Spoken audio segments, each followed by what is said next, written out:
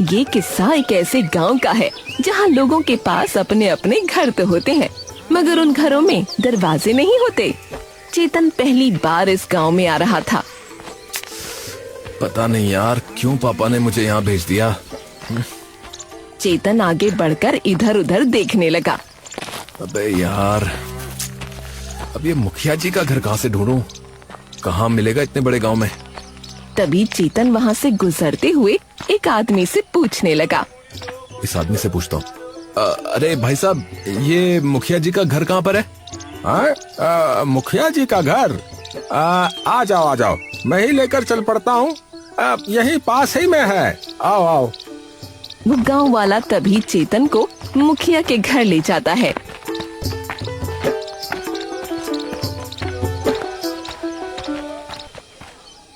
अरे ये क्या, इतना बड़ा घर और यहाँ पर दरवाजा तक नहीं है, ये चल क्या रहा है?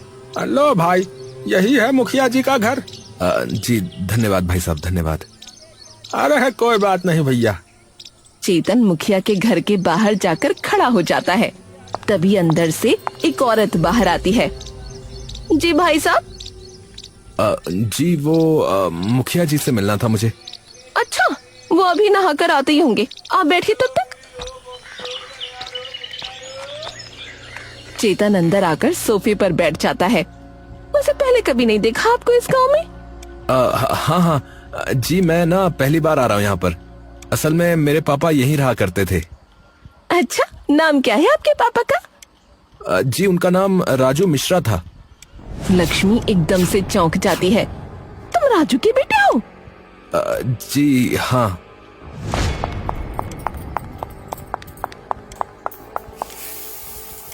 जी सुनिए, राजू का बेटा आया है।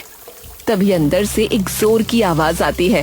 क्या राजू का बेटा आ गया? थोड़ी ही देर में सरपंच वहाँ आ जाता है। अरे वाह वाह वाह वाह, अरे स्वागत है बेटा तुम्हारा इस रक्षधाम गांव में। हाँ अरे धन्यवाद काका। और बताओ बेटा, पापा कैसे हैं तुम्हारे? हैं? अरे वो तो एकदम ठीक है मुखिया जी। अरे बेटा, तुम तो मुझे चाचा बुलाओ, चाचा। तुम्हारे पापा और मैं तो बचपन के दोस्त हैं। हाँ, और फोन आया था उसका कि तुम कुछ हफ्तों के लिए आ रहे हो। जी पापा ने बताया मुझे। तभी मुखिया का बेटा कबीर वहाँ आ जाता है। अरे वाह, तू भी आ गया। चेतन बेटा, लो इससे मिलो, ये है मेरा बेटा कबीर। अरे कैसे हो भाई? मैं ठीक हूँ भाई, आप बताओ। बस एकदम बढ़िया। पापा 5,000 रुपए दो ना, वो मुझे अपनी किताबें लेकर आनी है। अरे पैसे की क्या जरूरत है, अपने किसी दोस्त से मांग ले, काम चल जाएगा। पापा किसी फिजूल चीज के लिए थोड़ी मांग रहा हूँ। अरे बेटा, हमारे जमाने में हमारे पिता कभी ऐसा खर्चा नहीं करने देते थे। तभी लक्ष्मी वहाँ आती है। अरे तुम दोनों मेहमान के सामने शुरू हो गए। अरे अपना ही तो बच्चा है, इससे क्या छुपाना। सब लोग आराम से बैठकर बात करने लगते हैं। ठीक है, तुम दोनों बच्चे बैठो, मुझे थोड़ा काम है चौपाल में, तो मैं एक बार वहाँ होकर आता हूँ। कबीर, चेतन को उसका कमरा दिखा दो जरा बेटा। मुखिया ये कहकर बाहर की ओर निकल जाता है और लक्ष्मी वापस अंदर चली जाती है। वैसे भैया, आप यहाँ किसी काम से आए हो क्या? अरे अब क्या बताऊं यार, पापा ने ना जबरदस्ती भेज दिया मुझे तो। पर क्यों? तो मंदिर क्यों नहीं गया आज? अरे पापा, आपको पता है ना, मैं नहीं मानता इन सभी चीजों में। बेटा, ये जो सुख शांति बनी हुई है ना हमारे घर में, ये सब भगवान की ही कृपा है, समझे? अच्छा पापा, तो जो दुख आते हैं हमारे घर में, वो भी फिर भगवान की ही कृपा हुई ना? अरे तू बच्चों वाली बात क्यों करता है रे? अरे मैं क्या बच्चों वाली बात कर रहा हूँ पापा, आप भगवान को मानते हो, मैंने कुछ कहा क्या है? तो आप मेरे पीछे क्यों पड़े रहते हो कि मैं भी भगवान को मानूं? राजू कुछ देर तक चुपचाप बैठा उसे देखता रहता है। तुझे ऐसे समझ में नहीं आएगा बेटा, तो तू एक काम कर, तो 1 महीने के लिए मेरे गांव में जा, तब तुझे समझ में आएगा कि भगवान का महत्व क्या होता है। अरे पापा, आप कहाँ फंसा रहे हो मुझे? अच्छा चलो मैं चला भी जाऊं, ये तो बताओ कि वहाँ रहूंगा कहाँ पे? मैं तो जानता भी नहीं हूँ किसी को वहाँ पर। सुन, उस गांव का मुखिया मेरा बचपन का दोस्त है, तो उसी के साथ रहना। तू अपना सामान बांध, मैं उसे अपने आप कह दूंगा फोन करके। कबीर ये सुनकर एकदम चुप हो जाता है और तभी चेतन का ध्यान एक बार फिर से घर के दरवाजे की ओर चला जाता है। अच्छा कबीर, मुझे एक बात बताओ यार, अभी मैं रास्ते से आ रहा था तो देखा कि किसी भी घर में दरवाजा नहीं लगा। कबीर ये सुनते ही मुस्कुराने लगता है। भैया, आप चाहे भगवान में मानते हो या न मानते हो, लेकिन हमारे गांव में हम सभी लोग काफी ज्यादा धार्मिक और पूजा पाठ करने वाले लोग हैं। लेकिन हमारे गांव में मान्यता सिर्फ हमारे कुल देवता की है। कुल देवता? वो कौन है? द्वारपाल बाबा। जब से ये गांव बना है ना, तब से किसी ने भी अपने घर पर कोई दरवाजा नहीं लगाया, क्योंकि जब तक द्वारपाल बाबा हमारे साथ हैं, तब तक इस गांव का कोई बाल भी बाका नहीं कर सकता। भैया, आप मानेंगे नहीं, इस गांव में ना आज तक कोई चोरी तक नहीं हुई, और यदि कोई अपने घर पर दरवाजा लगवाता भी है तो उसे यहाँ पर पाप माना जाता है। अरे पर क्यों? क्योंकि अपने घर पर दरवाजा लगाने का मतलब तो ये हुआ ना कि वो इंसान द्वारपाल बाबा के अस्तित्व पर उंगली उठा रहा है। ये सुनकर चेतन एकदम विचलित हो जाता है और कहीं न कहीं चेतन के मन में इस धारणा को लेकर कुछ घृणा सी आ जाती है। और मानो अगर तुम्हारे घर से लाखों रुपए चोरी हो गए, फिर क्या करोगे? तुम्हारे बाबा आएंगे तुम्हें बचाने? नहीं भैया, आज तक तो ऐसा कभी नहीं हुआ। हमारे द्वारपाल बाबा ने कभी ऐसा होने ही नहीं दिया। और अगर ऐसा हो गया तो आएंगे तुम्हारे बाबा? एक बात बताओ, कभी देखा भी है उन्हें? अरे पर आज तक किसी के घर में चोरी वगैरह भी तो नहीं हुई। ये सब उन्हीं की कृपा है। तुम ये बताओ कि क्या तुमने या किसी ने भी उन्हें देखा है आज तक? कबीर बिना कुछ कहे अपना सर झुका लेता है और कुछ नहीं बोल पाता। अच्छा कबीर, मैं थक गया हूँ, तो मुझे मेरा कमरा दिखा सकते हो क्या? कबीर चेतन का सामान उठाकर उसको उसके कमरे में ले जाता है और उसका सामान कमरे में रखकर वापस नीचे चला जाता है। कैसे कैसे लोग हैं दुनिया में, दुनिया कहां से कहां पहुंच गई, और ये लोग जो है कुछ भी माने बैठे। चेतन वहाँ लेट जाता है और थोड़ी ही देर में उसकी आंख लग जाती है। शाम हो चुकी होती है और तभी कबीर चेतन के घर में आ जाता है और उसे उठाने लगता है। चेतन उठकर बैठ जाता है। क्या हुआ? भैया, मंदिर जाना है, आप भी चलिए ना। आपका मन खुश हो जाएगा शाम को मंदिर की रौनक देखकर। अरे नहीं नहीं यार, मैं यहीं ठीक हूँ। अरे आपको पूजा थोड़ी करने को कह रहा हूँ भैया, बाहर खड़े हो जाइएगा, पर चल तो पड़िए। चलिए चलिए, मंदिर जाने के बाद गोलगप्पे भी खिलाऊंगा मैं। यार तुम नहीं मानोगे। ठीक है चलो। चेतन कबीर के साथ मंदिर चला जाता है।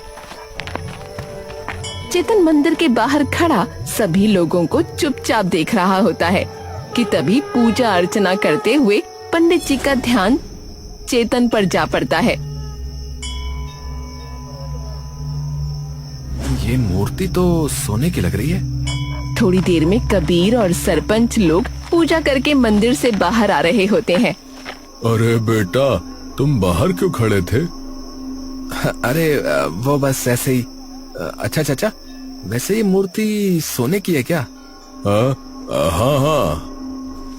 चेतन कुछ देर तक बिना पलक झपकाए उस मूर्ति की ओर देखता रहता है। क्या हुआ बेटा? चेतन कुछ नहीं बोलता, बस एकटक उस मूर्ति की ओर देखता रहता है। लेकिन चेतन की नजरों को देखकर सरपंच जी के मन में एक अजीब सी आशंका पैदा हो जाती है। तभी पीछे से पंडित जी की आवाज आती है। अरे बेटा। पंडित जी कबीर और सरपंच के पास आते हैं।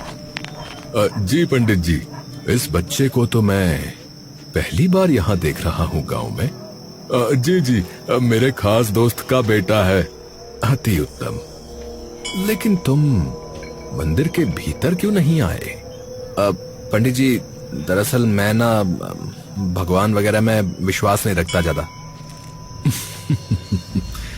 चलो ठीक है भाई, जैसी तुम्हारी मर्जी। ये सुनते ही चेतन थोड़ा सा चौंक जाता है। अरे अरे कमाल हो गया पंडित जी, मेरे पापा तो मेरे पीछे ही पड़े रहते हैं कि मैं भगवान में मानने लगूं, और आप पंडित जी होकर भी ये कह रहे हैं कि जैसी मेरी मर्जी। बेटा, वो भगवान है, मनुष्य नहीं जो अपने स्वार्थ के लिए कार्य करे। भगवान तो हर मनुष्य से निस्वार्थ प्रेम करते हैं। बस अच्छे इंसान बनो और वो सदैव तुम्हारे साथ रहेंगे, फिर चाहे तुम मानो उन्हें या ना मानो। ये सुनते ही चेतन मुस्कुराने लगता है और कुछ देर बाद चेतन कबीर के साथ गोलगप्पे के ठेले पर चला जाता है। अच्छा कबीर, वैसे तुम करते क्या हो यार? अभी तो भैया मैं कॉलेज के पेपर के एंट्रेंस की तैयारी कर रहा हूँ। मेरा सपना है कि मैं देश के बाहर ही पढ़ाई करूँ और वहीं काम करूँ। अरे वाह, ये तो बड़ी अच्छी बात है। चेतन और कबीर थोड़ी देर में गोलगप्पे के ठेले पर पहुंच जाते हैं और वहां गोलगप्पे खाने लगते हैं। तभी कुछ गरीब लोग वहां आ जाते हैं। अरे भैया, कुछ खिला दो, हमने सुबह से कुछ नहीं खाया है। उन्हें देखते ही चेतन मुस्कुराने लगता है। आ जाओ आ जाओ। अरे भैया, इन सबके लिए भी गोलगप्पे की एक प्लेट बना देना। ठीक है भैया। तभी कबीर चेतन के कान के पास आकर कुछ पूछने लगता है। अरे भैया, ये सब अगर झूठ बोल रहे होंगे फिर, और अगर सच बोल रहे होंगे फिर? कबीर ये सुनते ही चुप रह जाता है और थोड़ी देर में दोनों घर वापस आने लगते हैं। वैसे एक बात बताओ कबीर, तुम्हारे मंदिर में इतनी महंगी सोने की मूर्ति रखी है और वहाँ कोई दरवाजा भी नहीं है, तो अगर तुम्हारे भगवान की मूर्ति ही चोरी हो गई तो? कबीर एकदम से चेतन की ओर देखता है। नहीं नहीं, ऐसा थोड़ी ना होगा। 2 दिन बाद सब लोग बैठे नाश्ता कर रहे होते हैं कि तभी सरपंच जी को दिखता है कि चेतन वहाँ नहीं है। अरे अरे, चेतन कहाँ गया भाई?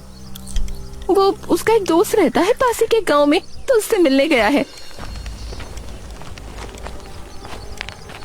अरे सरपंच जी, सरपंच जी। पंडित जी को इतना घबराया देख सब लोग अपना खाना छोड़ देते हैं। अरे पंडित जी, आप यहाँ और इतने घबराए हुए क्यों हैं? किसी ने मंदिर से हमारे द्वारपाल बाबा की मूर्ति चुरा ली है। ये सुनते ही वहाँ बैठे सभी लोगों का जहन कुछ देर के लिए एकदम सुन्न पड़ जाता है। अरे अरे, लेकिन ऐसा कैसे हो सकता है? ऐसा ही हुआ है। चलिए चलिए, हम चलकर देखते हैं।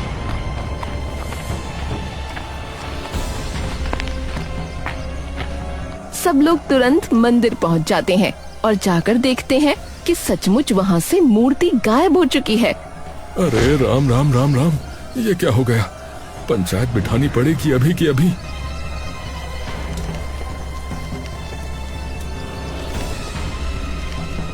कुछ ही देर में गांव की चौपाल में पूरे गांव की पंचायत बैठा दी जाती है। देखो भाई, ये मामला गंभीर है। अरे न जाने किसकी नजर लग गई भैया हमारे गांव को, कभी ऐसा नहीं हुआ था।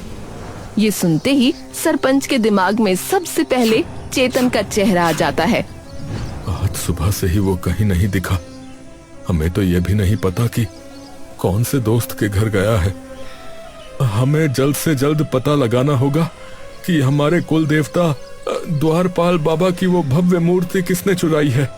देखिए, इस मूर्ति को जिसने भी चुराया है उसने न केवल गांव का अपमान किया है, अभी तो उसने हमारे कुल देवता का भी अपमान किया है, हमारी मान्यताओं का अपमान किया है, और उसे इसका पाप अवश्य लगेगा। चिंता मत कीजिए पंडित जी, हम जल्द से जल्द इसके चोर को ढूंढ निकालेंगे। सबसे पहले तो हमें इसकी रिपोर्ट थाने में दर्ज करवानी पड़ेगी।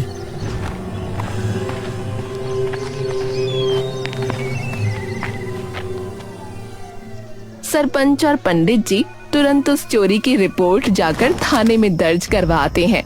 सब लोग बैठे सरपंच का इंतजार कर रहे होते हैं कि तभी वो मुंह लटकाए अंदर आ जाते हैं। कुछ पता चला जी? रिपोर्ट तो करवा दी है, पुलिस कह रही है कि कुछ भी पता लगता है तो बताएंगे। हे भगवान, किसकी नजर लग गई हमारे गांव को? सरपंच इधर उधर नजर घुमाता है। अब चेतन आया कि नहीं अभी तक? नहीं तो। सरपंच एक गहरी सांस लेकर अंदर चला जाता है।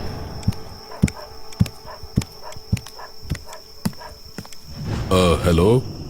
अरे हेलो भाई राजू, कैसे हो? अरे कैसे हो भाई, कैसे हो? अरे मैं ठीक हूँ भाई। अरे चेतन सही से रह रहा है या नहीं?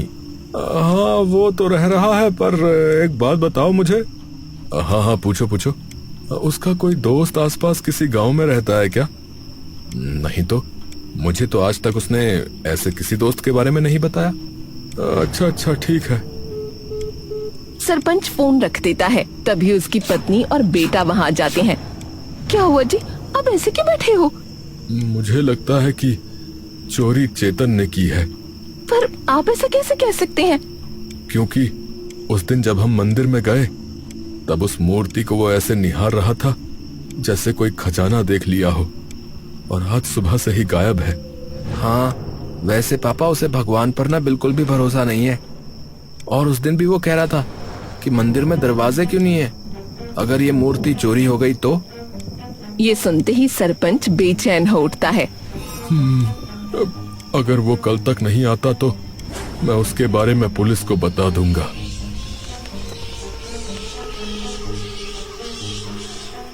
सरपंच घर पर बैठा उसका इंतजार कर रहा होता है।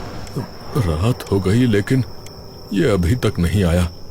अब तो मुझे। तभी चेतन एकदम से अंदर आता है। अरे चाचा, आप जगे हुए हैं अभी तक? हाँ बैठो बैठो, बात करनी है तुमसे कुछ। चेतन आकर बैठ जाता है। अरे क्या हुआ चाचा? अरे आज मंदिर से किसी ने हमारे बाबा की मूर्ति चुरा ली। ये सुनते ही चेतन दंग रह जाता है। मुझे सच सच बताओ कि क्या ये तुमने चुराई है? अरे ये आप क्या कह रहे हैं चाचा? मैं ऐसा क्यों करूंगा भला? क्योंकि मैंने देखा था उस दिन कैसे देख रहे थे तुम उस मूर्ति को, और एक तुम ही हो जिसे भगवान पर भरोसा नहीं है। और तुम्हारे पापा ने भी बताया है कि तुम्हारा कोई दोस्त नहीं रहता यहाँ किसी आसपास के गांव में। तो फिर कहाँ गए थे तुम? अरे मैं सच में अपने दोस्त से ही मिलने गया था। स्कूल में पढ़ता था मेरे साथ, तो वो भी अभी अपने गांव में ही आया हुआ है कुछ वक्त से। देखो, तुम्हारे पास कल सुबह तक का वक्त है। अगर उससे पहले बता दोगे तो ये बात किसी को नहीं पता लगेगी, लेकिन अगर नहीं बताओगे तो तुम्हें और तुम्हारे पापा को पूरी पंचायत के सामने पेश किया जाएगा, बता रहा हूँ। और बस इतना कहकर सरपंच वहाँ से उठकर चला जाता है और चेतन अपनी कश्मकश में खोया वहीं बैठा रह जाता है। और फिर चुपचाप उठकर ऊपर छत पर चला जाता है और ऊपर आसमान की ओर देखने लगता है। अगर आप सच में हो तो आप निस्वार्थ तो नहीं हो, क्योंकि मेरे आपको न मानने से आपको ठेस पहुंची है, इसीलिए ये सब कर रहे हो ना? चेतन अपने कमरे में सोया हुआ है। तभी उसके कानों में जोर जोर से एक आवाज गूंजने लगती है। चेतन एकदम से जाग जाता है। ये क्या था? तभी वो आवाज एक बार फिर उसके कानों में पड़ती है। आओ, मैं यहाँ हूँ। आओ, दहलीज के रक्षक के पास आओ। चेतन डरकर इधर उधर देखने लगता है, लेकिन उसे कोई दिखाई नहीं देता। तभी एक बार फिर से वो आवाज उसके कानों में गूंजने लगती है। आओ, दहलीज के रक्षक के पास। चेतन अब उस आवाज के पीछे पीछे बिना कुछ सोचे समझे जाने लगता है, लेकिन जैसे ही वो घर से बाहर निकलने वाला होता है तभी पीछे से सरपंच का हाथ उसके कंधे पर पड़ता है। भागने की सोच रहे हो? नहीं चाचा, ऐसा नहीं है। मुझे बार बार किसी की आवाज सुनाई दे रही है कि आओ, मैं यहाँ हूँ, आओ दहलीज के रक्षक के पास। हाँ? क्या कहा? तुम्हें क्या सुनाई दे रहा है? यही कि आओ दहलीज के रक्षक के पास आओ। अरे ये तो द्वारपाल बाबा को कहते हैं हम। तभी वो आवाज और जोर से चेतन के कानों में गूंजने लगती है दहलीज के रक्षक के पास आओ, और सरपंच भी उसके पीछे चल पड़ता है। आओ, दहलीज के रक्षक के पास। जैसे ही वो दोनों थोड़ी दूर जाते हैं, उन्हें दिखता है कबीर वहाँ से गुजर रहा है। अरे कबीर यहाँ क्या कर रहा है? दोनों दबे पांव कबीर के पीछे चल पड़ते हैं। उसके पीछे जंगल के अंदर वाले भाग में वो पहुंच जाते हैं। तभी उन्हें दिखता है वहाँ एक और इंसान खड़ा है। कबीर उस इंसान के पास जाकर खड़ा हो जाता है। हाँ भाई, लेकर आया। अरे पहले से यहीं पर लाकर रख दी थी मैंने, चलो मेरे साथ। कबीर एक गुफा की ओर चल पड़ता है और फिर गुफा के अंदर जाकर उसमें से वही मूर्ति निकालकर ले आता है, जिसे देख सरपंच के दिल पर मानो कोई भारी पत्थर आ गिरता है। भगवान। हाँ, तो अब दो मुझे मेरे 10 लाख रुपए।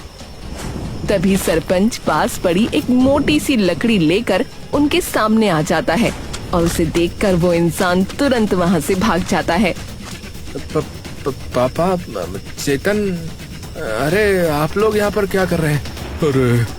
अरे तेरी करतूतों का कच्चा चिट्ठा खोल रहे हैं। अरे तुझे तनिक भी शर्म नहीं आई ये सब करते हुए हैं? अरे बता क्यों किया ये सब? बता क्यों किया ये सब? कबीर बिना कुछ कहे अपना सर झुका लेता है। अरे मैंने कहा कि बता क्यों किया ये सब, क्यों किया? कबीर का गुस्सा एकदम से फट पड़ता है। अरे क्योंकि मैं बाहर पढ़ना चाहता हूँ, और क्यों किया? और मुझे पता है कि आप मुझे कभी भी उस चीज के लिए पैसे नहीं दोगे।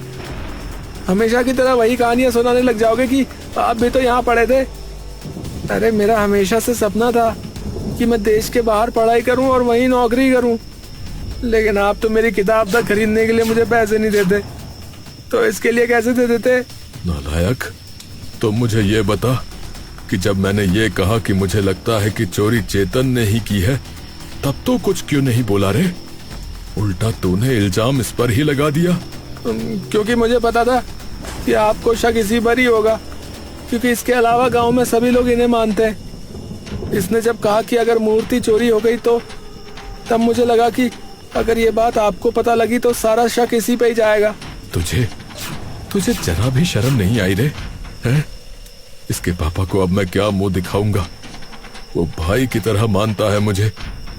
चाचा, बिल्कुल चिंता मत कीजिए, मैं ये बात किसी को भी नहीं बताऊंगा। पर अब हम करेंगे क्या? अरे सबसे पहले तो इस मूर्ति को और इस नालायक औलाद को हम लोग पंडित जी के सामने लेकर जाएंगे और उन्हें सारी बात बताएंगे। सरपंच और चेतन तभी कबीर और उस मूर्ति को लेकर पंडित जी के पास पहुंच जाते हैं।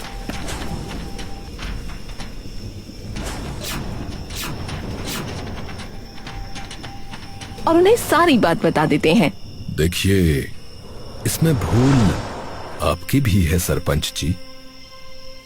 बालक किसी गलत चीज के लिए पैसे नहीं मांग रहा था।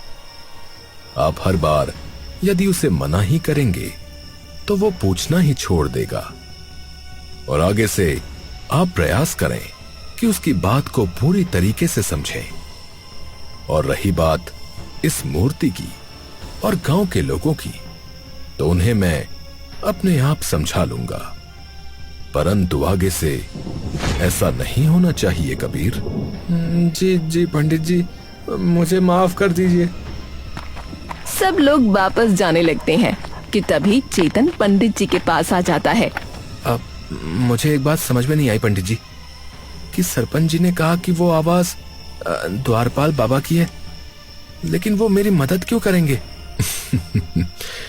मैंने क्या कहा था कि भगवान तो हर व्यक्ति से निस्वार्थ प्रेम करते हैं। बस अच्छे व्यक्ति बनो और वो सदैव तुम्हारे साथ रहेंगे। फिर तुम उन्हें मानो चाहे ना मानो।